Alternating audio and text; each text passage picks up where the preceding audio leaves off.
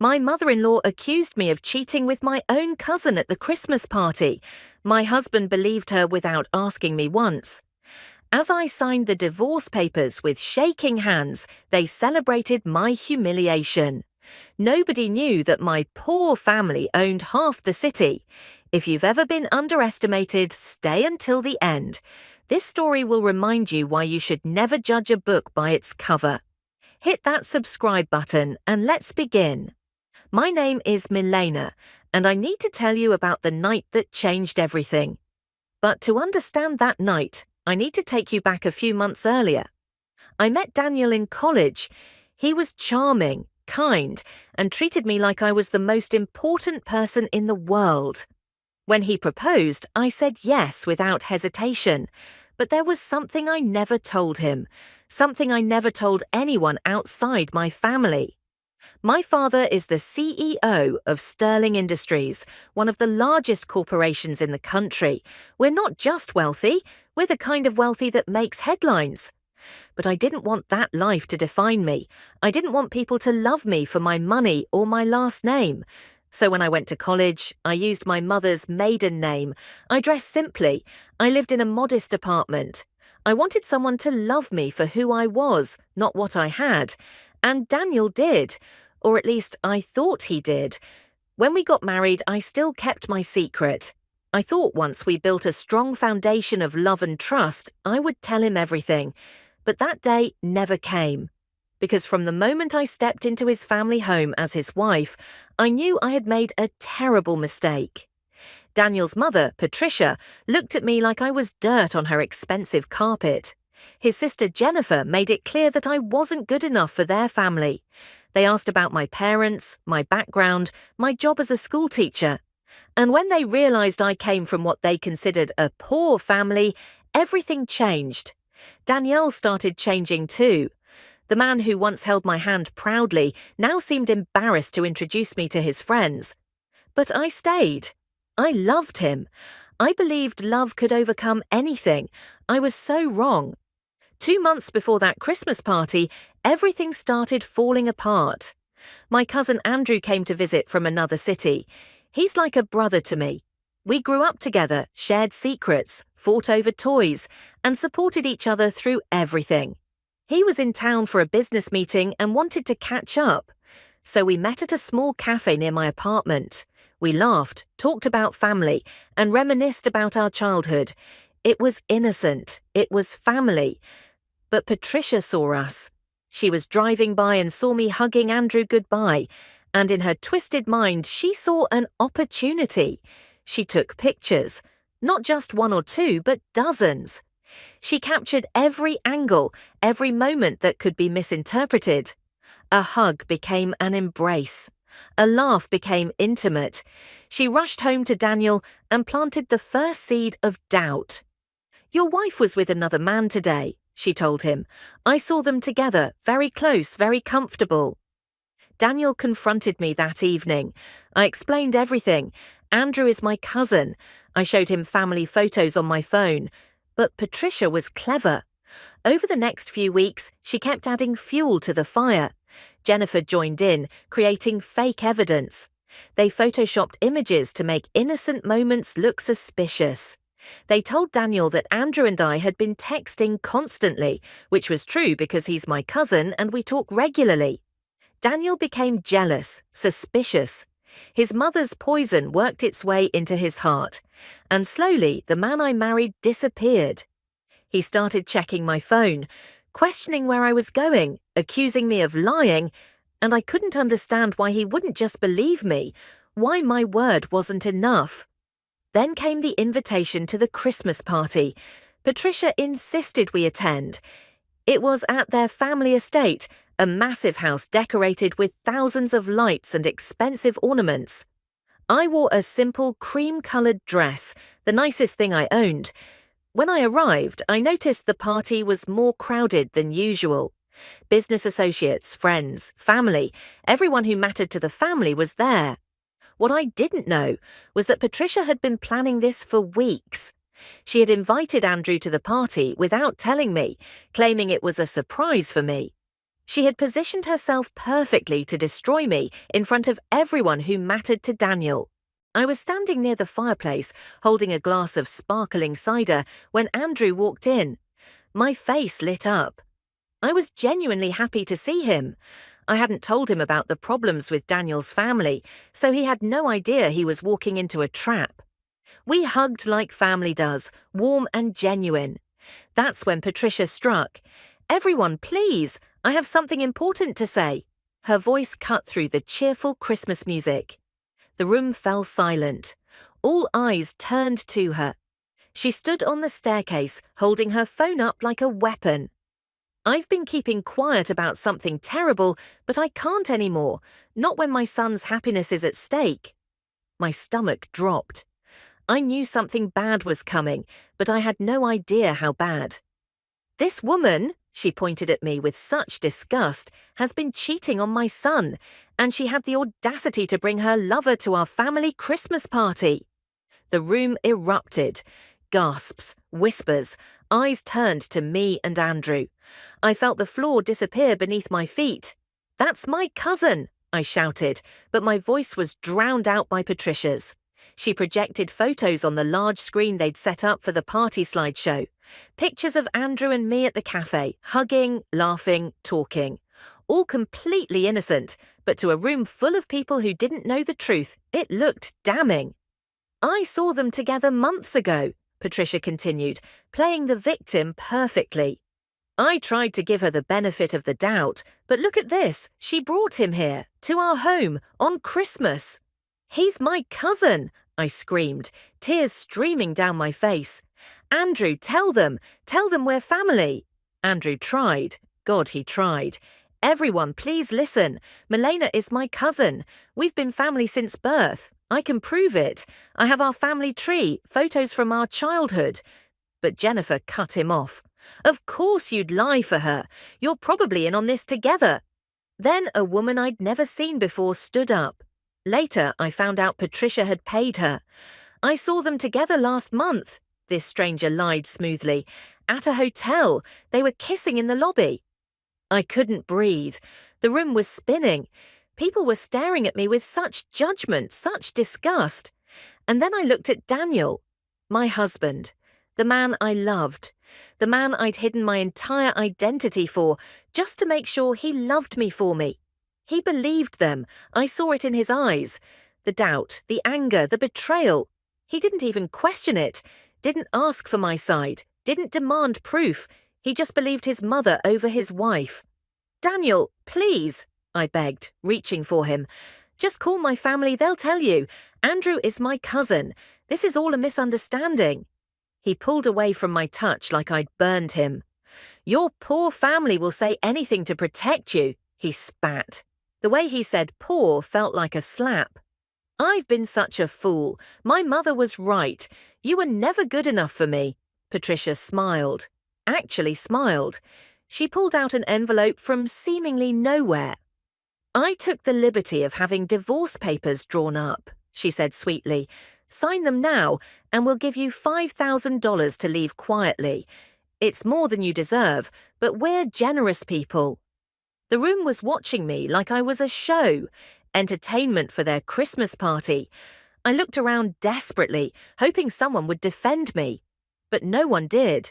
They all believed the lie. Why wouldn't they? Patricia was respected, wealthy, established. I was nobody, just a poor teacher who'd somehow tricked their way into their world.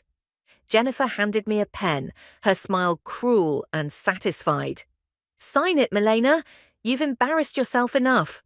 My hands were shaking so badly I could barely hold the pen. Tears blurred my vision. Andrew was shouting, trying to get to me, but security guards, Patricia had actually hired security guards, held him back. This whole thing was planned, orchestrated. They wanted to destroy me publicly, and they were succeeding.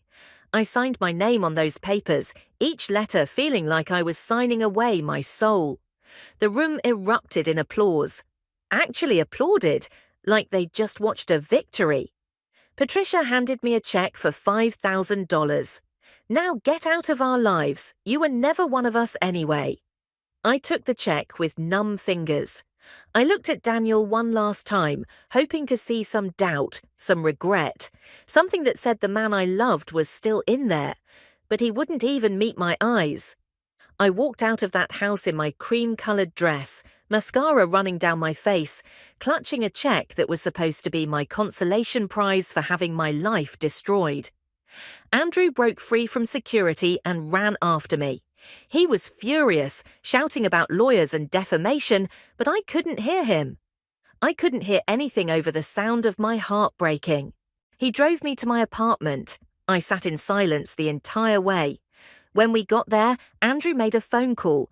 I was too numb to care who he was calling. I just sat on my couch, staring at nothing, trying to understand how my life had fallen apart so completely. 30 minutes later, there was a knock on my door. Andrew opened it and my father walked in. I hadn't seen my father in months. I'd been avoiding family gatherings, making excuses, because I didn't want to admit that my marriage was failing. But seeing him there, seeing the concern and anger in his eyes, I broke down completely. I collapsed into his arms and cried like I hadn't cried since I was a child. "Papa," I sobbed. "They accused me of cheating with Andrew. They wouldn't listen. Nobody would listen." My father held me, his jaw clenched so tight I could see the muscle jumping. Andrew filled him in on everything that had happened, every humiliating detail. When Andrew finished, my father was quiet for a long moment. "Milena," he finally said, his voice carefully controlled, "why didn't you tell them who you really are? Why did you let them treat you this way?" "I wanted Daniel to love me for me," I whispered. "Not for our money, not for our name. I wanted real love." My father sighed deeply. "And did you get it?" The question broke something in me, because the answer was no. Daniel hadn't loved me. If he had, he would have trusted me. He would have believed me over his poisonous family. He would have at least asked for proof before humiliating me in front of dozens of people. "No," I admitted, "I didn't." That's when my father told me something that changed everything. "Milena, Daniel's company has been requesting a partnership with Sterling Industries for 6 months. They're drowning in debt. Without our help, they'll go bankrupt within a year." I stared at him. "What?" Andrew pulled out his phone and showed me the emails. Dozens of them. Daniel's company begging for a meeting, for consideration, for a chance to partner with Sterling Industries. My father's company, my family's company. "And Patricia's precious charity," my father continued, "the one she's so proud of? It's funded almost entirely by the Sterling Foundation. We've donated over $2 million to it over the past 5 years." The irony was almost funny. Almost. These people who looked down on me, who called me poor, who said I brought nothing to the marriage, had no idea that I was the daughter of the man who'd been keeping them afloat. "Jennifer works for Morrison Tech, doesn't she?" my father asked. I nodded, confused. "We own 40% of that company," he said simply. The pieces started falling into place. All this time, I'd been the one with the power. I'd been the one who could have saved Daniel's failing business, who was unknowingly funding Patricia's charity, whose family partially employed Jennifer, and they'd thrown me away like garbage. "What do you want to do, Beta?" my father asked gently. I looked at the check in my hand. $5,000. They thought that's what I was worth. They thought that was enough to buy my silence, my dignity, my broken heart. "I want them to know the truth," I said quietly. "I want them to know exactly who they humiliated tonight." My father smiled. It wasn't a kind smile. "Then let's give them the truth." Over the next week, my father's team worked quickly. They investigated every aspect of Daniel's family. What they found was shocking. Patricia had been embezzling from her charity, skimming money off the top of donations for her personal use. Jennifer had photoshopped the images of Andrew and me, and we had the digital forensics to prove it. The witness, who claimed to see us at a hotel, she came forward and confessed that Patricia had paid her $500 to lie. But my father wasn't content with just gathering evidence. He wanted justice. Legal, public justice. Meanwhile, Daniel's world was falling apart. His company was hemorrhaging money, investors were pulling out, his business partner was panicking. They had one last hope: Sterling Industries. If they could secure that partnership, they might survive. On Monday morning, exactly 1 week after the Christmas party, Daniel received a phone call. Sterling Industries had agreed to a meeting. He was ecstatic. Patricia was already planning her celebration. Jennifer was booking a vacation with the money she assumed would soon be flowing in. They had no idea what was waiting for them. They arrived at Sterling Industries headquarters at 2 p.m. The building is impossible to miss, a gleaming tower of glass and steel in the heart of the financial district. I watched from my office window as they pulled up in Daniel's expensive car, the one he could barely afford to keep. Security escorted them to the top floor, to the executive conference room. I could imagine their excitement, their relief, thinking they were about to be saved. I waited until they were seated. Then I walked in. I dressed carefully that morning, a white suit tailored perfectly, my hair styled elegantly, professional, powerful, the complete opposite of the crying, broken woman they'd last seen. The colour drained from Patricia's face. Jennifer dropped her phone. Daniel stood up so fast his chair fell backward. "Hello," I said calmly, taking my seat at the head of the conference table.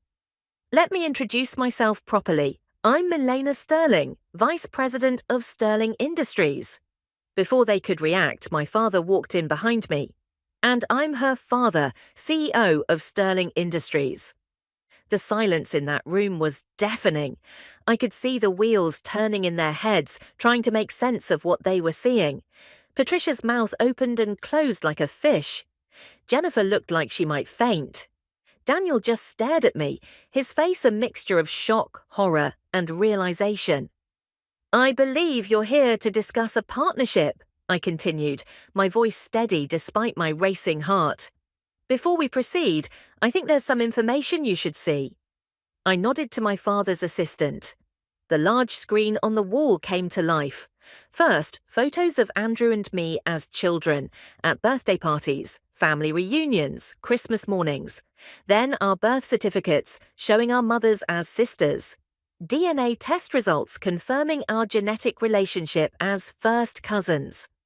"Andrew Sterling is my cousin," I said clearly. "Something I tried to tell you at your Christmas party, but no one was interested in the truth." More images appeared.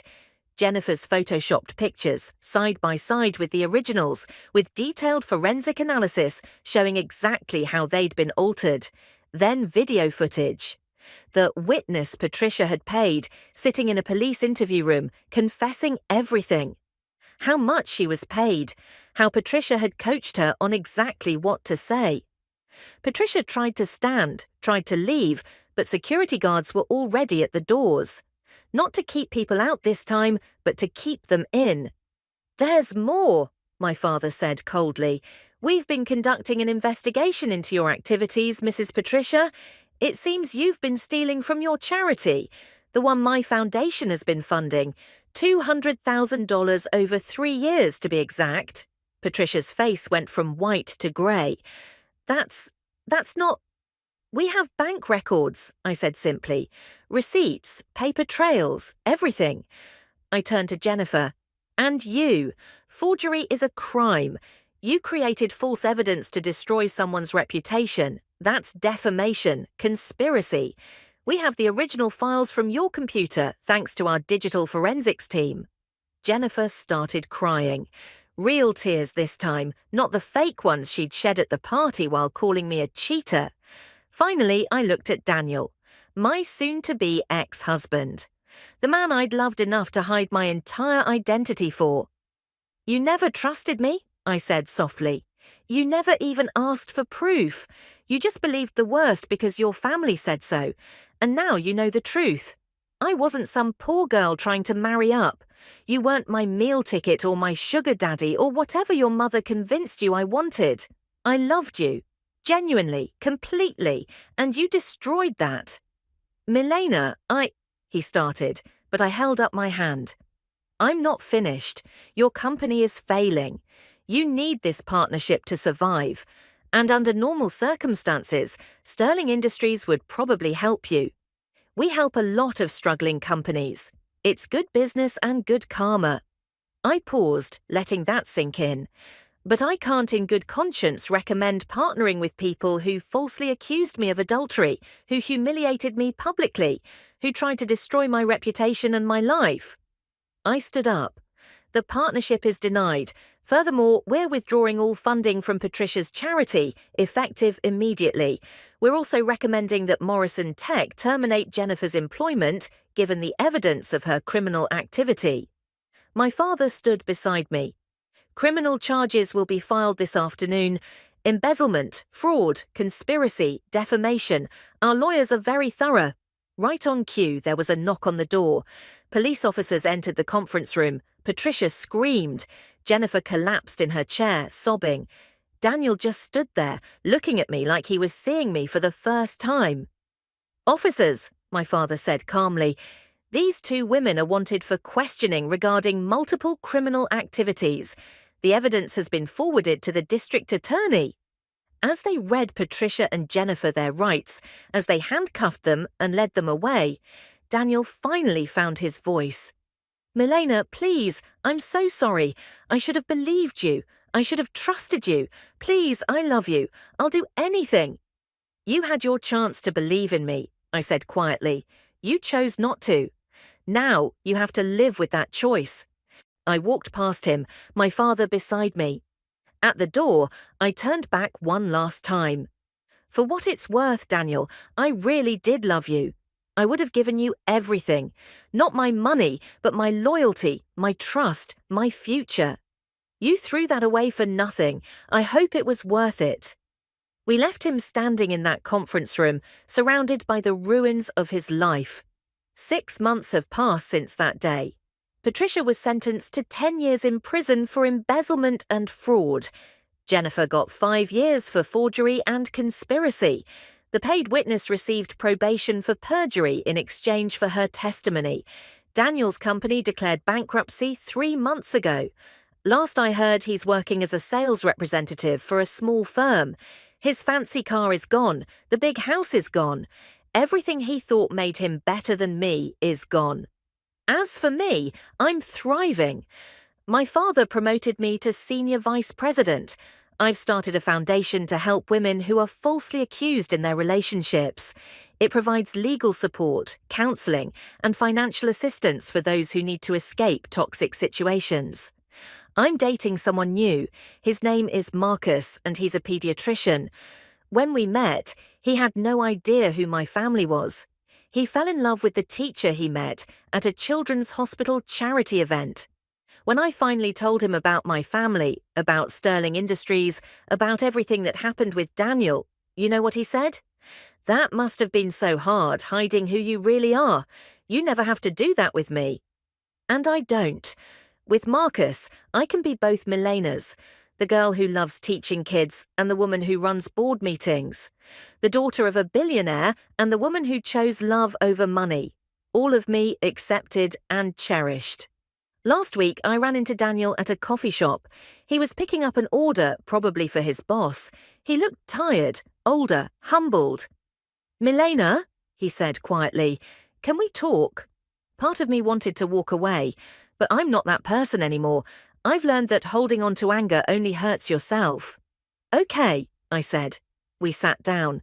He apologized, really apologized, taking full responsibility for everything. He told me he's in therapy, working on himself, trying to understand how he let his family poison his mind. He said he doesn't expect forgiveness, but he wanted me to know that I deserved better than what he gave me. I believed him, and I forgave him. Not because he deserved it, but because I deserved the peace that comes with letting go. "I hope you find happiness, Daniel," I told him honestly. "Real happiness, the kind that isn't based on money or status or what other people think." He smiled sadly. "I had that once. I just didn't recognize it until it was gone. We parted as strangers who once knew each other. No anger, no bitterness.